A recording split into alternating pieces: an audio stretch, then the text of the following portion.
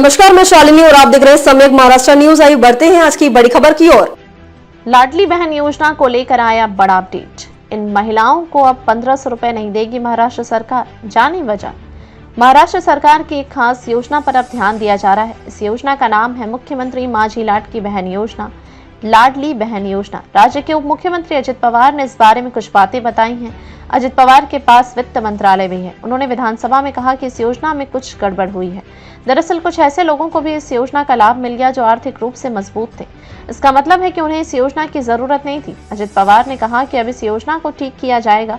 अब यह योजना सिर्फ गरीब महिलाओं के लिए ही होगी। अजित पवार ने कहा कि जल्दी और गड़बड़ी में कुछ अच्छी आर्थिक स्थिति वाली बहनें भी लिस्ट में शामिल हो गई। यह योजना केवल गरीब परिवारों की महिलाओं के लिए है। उन्होंने आगे कहा कि कभी कभी किसी योजना को शुरू करने के बाद उसमें सुधार करने की जरूरत होती है।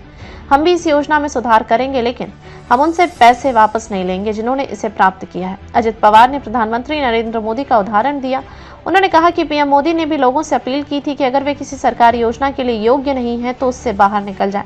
उन्होंने यह भी कहा कि यह योजना बंद नहीं होगी। हम योजना के लिए पर्याप्त धन देंगे और गरीब महिलाओं को 100% पैसा मिलेगा।